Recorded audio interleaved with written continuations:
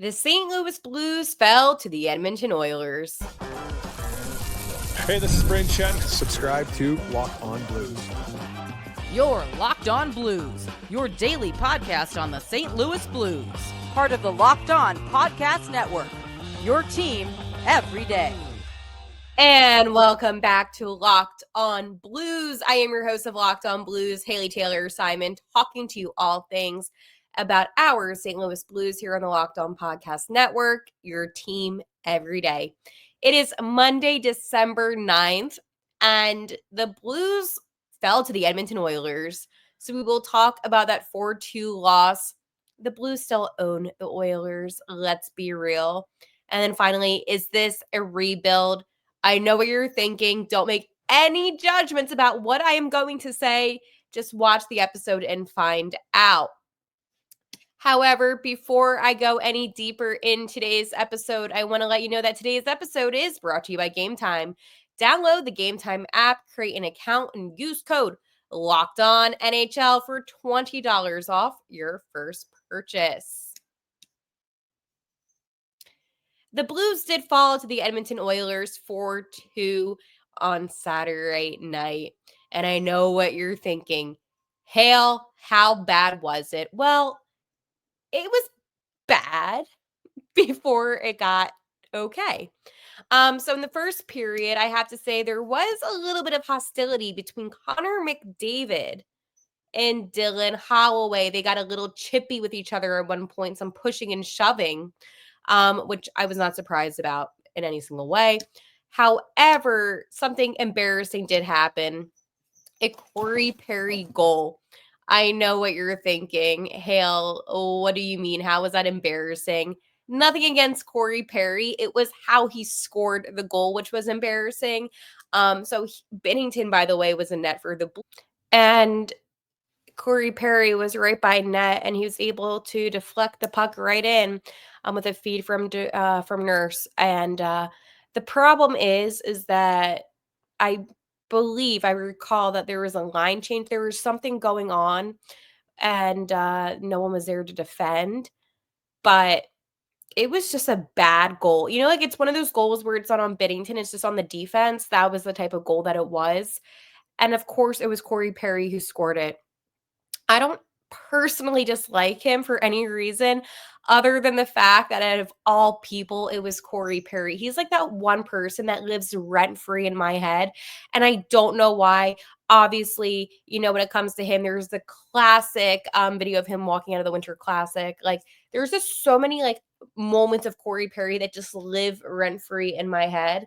And I guess for me, out of all players, I'm like, oh, really had to be Perry. And then, of course, it had to be with the assist Nurse and then Leon Draisaitl. However, in that first period itself, I thought the Blues did have opportunities. Obviously, they didn't capitalize on anything because that was the only goal. But it wasn't like the Blues were absent, which is fine with me. In the second frame, however, it was all Edmonton. Connor McDavid, was able to score, and then Zach Hyman on the power play, which was assisted by McDavid and Leon Draisaitl. So, like, obviously, that was bound to happen, right? Edmonton was more dominant, I would say, and the momentum definitely was in the Oilers' side of things in their favor. But again, it's just one of those things where the Blues do struggle sometimes on the PK. And it wasn't that surprising to me, honestly, that they struggled a bit on the Oilers power play at all. Just how it was. But yeah, it definitely was not good because Edmonton was leading 3-0 heading into the final 20 minutes, which is not good. That is not good to be down like that. However, I do believe that the first goal, especially from Corey Perry, was preventable. And being down 2-0 makes so much of a difference rather than being down 3-0.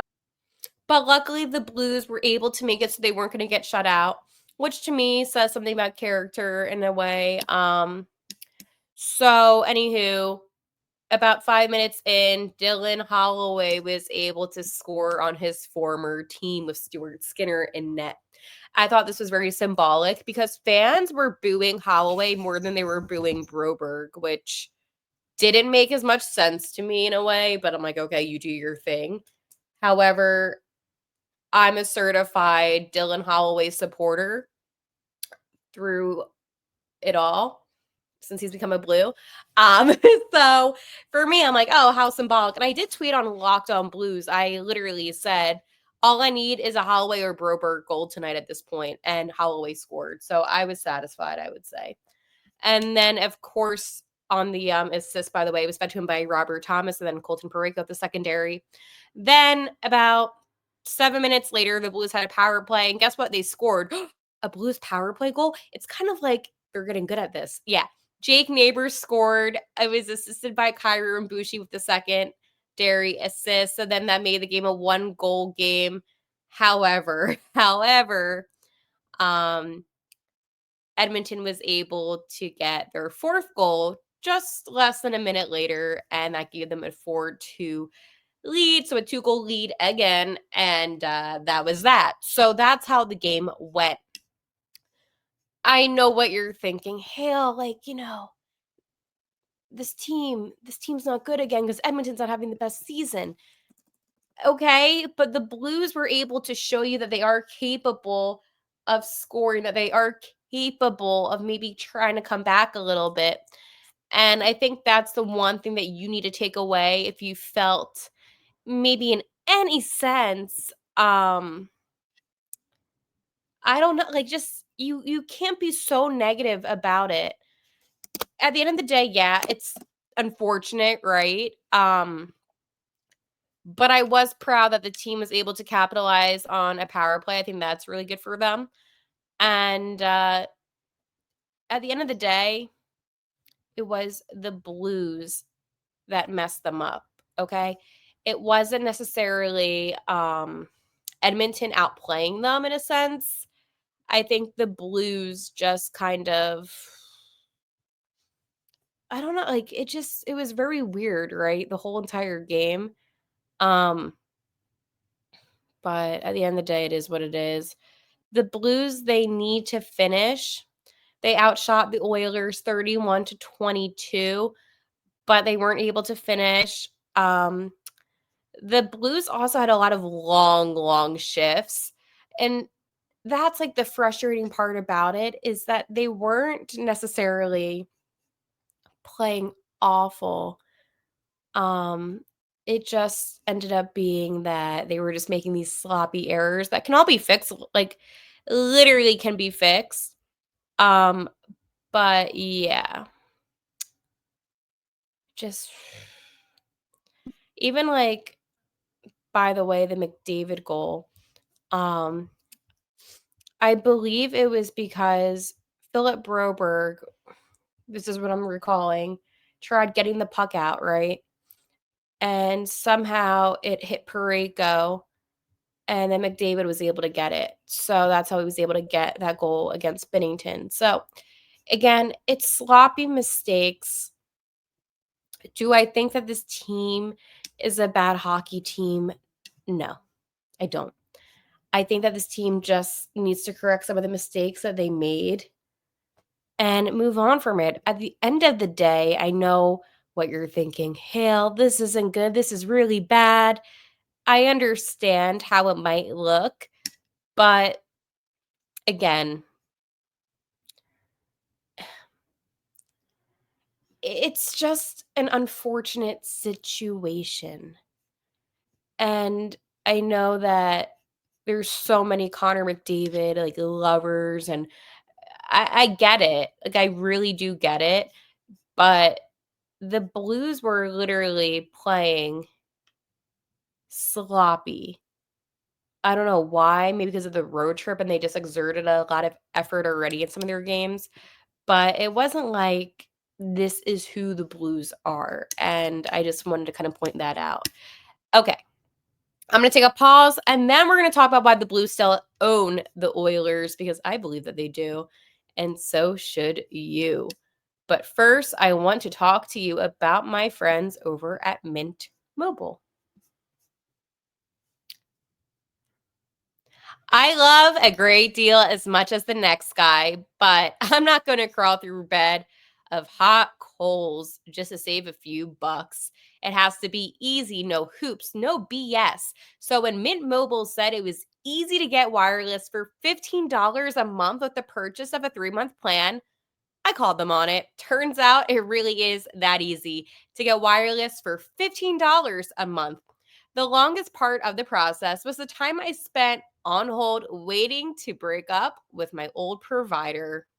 I was like, see you later. To get started, go to mintmobile.com/lockedon NHL. There you'll see that right now all 3-month plans are only $15 a month, including the unlimited plan. All plans come with high-speed data and unlimited talk and text delivered on the nation's largest 5G network. You can use your own phone with any Mint Mobile plan and bring your phone number along with your existing contacts. Find out how easy it is when you switch to Mint Mobile and get 3 months of premium wireless service for $15 a month.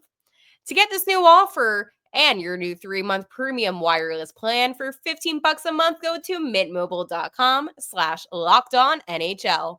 That's mintmobile.com/LockedOnNHL. Cut your wireless bill to $15 a month at mintmobile.com/LockedOnNHL.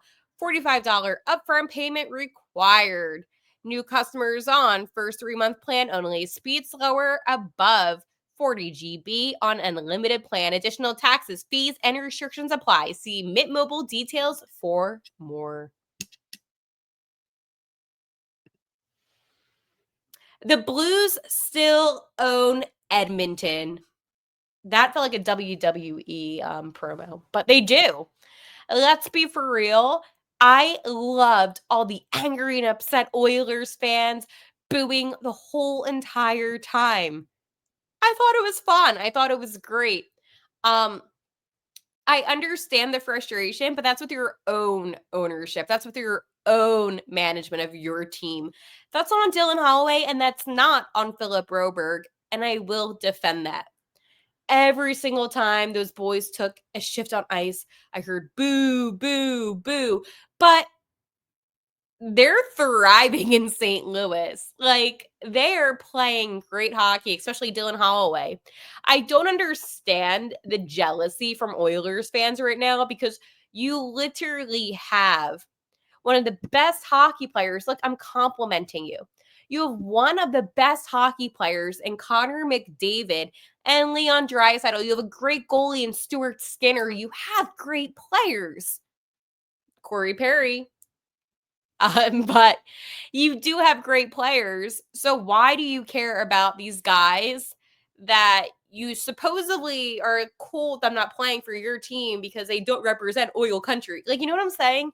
It's just one of those things where at the end of the day, I get the booing initially. I get when they maybe first take the ice for warm-ups or, their names get announced. I get that. But it was so much booing. And then Connor McDavid coming over to Dylan Holloway, putting his arm around him. Like, why? Like, I'm sorry, but to me, it just seems ridiculous. And maybe it's because my team, the Blues, ended up getting the better half of the deal, right? Because they both came here. I know we're overpaying. You don't have to remind me twice.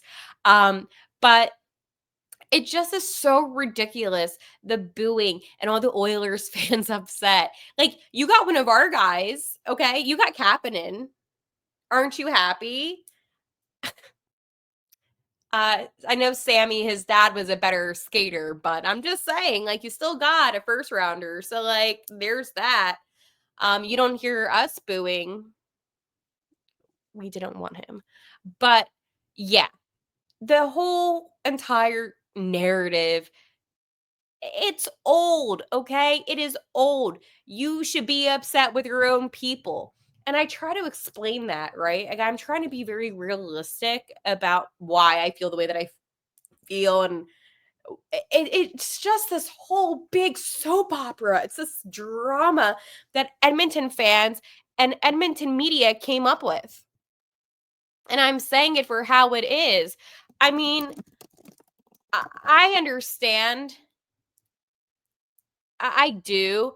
But, like, what is up with the booing at this point? I mean, again, I get it. You're upset. But it's just frustrating, okay? And Darnell Nurse he made a comment, by the way, about it. And he did say it was about the fans booing Broberg and Holloway. It was pretty funny. I've seen the boos like that before. It brought some atmosphere and energy to the rink. Those are two guys that we think very highly of as teammates. So, like, I get it. But the booing was just absolutely insane. Okay. It just is actually insane.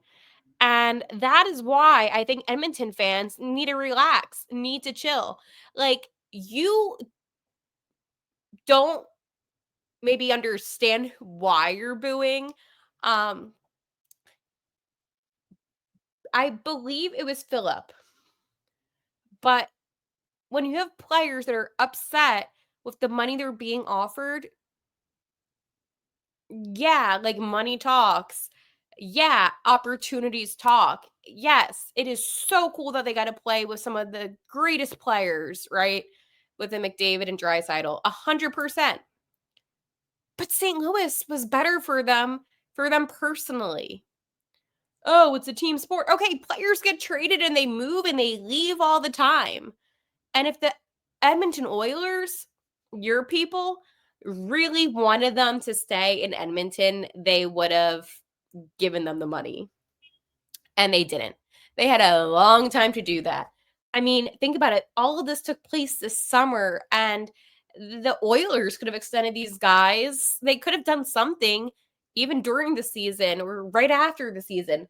Like, they waited, and another team offered a better deal. And honestly, I commend the Blues because I think that's a very bold strategy. I just don't understand the anger for the guys. It's not like they played less than 100 games with your organization. I know they were first round draft picks. I understand that. And I sympathize, but move on. It happened. They're here with us in St. Louis playing pretty good hockey. Again, Edmonton is like the oldest team in the NHL, I believe, and they don't have a lot of shelf life left to make another deep run. So good luck. But do not think that, booing is going to fix anything when it's your own management. And listen, I respect every fan base mostly, but it just was the entire game. And it's not like these guys did anything bad. They always said how great, Edmonton was and the fans were. And they were very nice and respectful about the fans. Even when they came over here to St. Louis, that was the first thing that Philip Broberg said was about how much the fans meant to him, and Holloway, again, about the fans and his teammates. So I don't necessarily understand. Was it to prove a point to your own management, maybe? But the Blues still own the Oilers because at the end of the day, the Blues, I mean, they won that double offer sheet and they got rid of Kapanen, which is your guys' issue. And I'm just saying it how it is. Like, I'm not trying to be mean, but it was absolutely ridiculous how Philip Broberg and Dylan Holloway were treated. I am getting really testy right now, which means only one thing, that I need to talk to you about something that I love that will calm me down, and that is FanDuel. Get ready to tackle the NFL action with FanDuel, America's #1 sportsbook. Because right now, new customers can bet $5 and get $150 in bonus bets if you win. The FanDuel Sportsbook app gives you everything you need to place live bets on the NFL all in one place. So when you get a hunch in the middle of the game, you can check out the latest stats, view live play-by-play, and so much more on the same place where you place your bets. So just visit FanDuel.com to join today. You'll get started with $150 in bonus bets if you win your first $5 bet. That's FanDuel.com. Never waste a hunch and make every moment more with FanDuel, an official sportsbook partner of the NFL. I lost money yesterday on my parlay, but you know what? It's cool because next week when there's football again, I am going to go on my FanDuel app and do another same game parlay because FanDuel always gives me the best profit boost as well. I love FanDuel. Like, I could talk about FanDuel forever, like obsessed with FanDuel. Okay. Is this a rebuild for the Blues? Not this season. Okay. My feelings, and I've had discussions with people on this, so I am curious what you think, my everydayers, but essentially this St. Louis Blues, if they didn't fire Drew Bannister and get Jim Montgomery, I would say, yeah, let's do a rebuild. But here's the thing. They have 28 points, okay? They're 13-13-2. Not good. Utah's nail above them. The Wild, they have 40 points. Jets have 40 points, right? So the Blues are 6th right now in the Central Division, which is not good, okay? Why am I saying this? Because the reality is that it is December 9th, okay?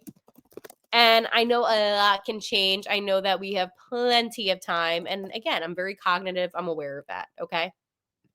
But I also want to take a look at wild card and playoffs and all that. The Blues would not be in, well, okay. I don't know how to say this nicely.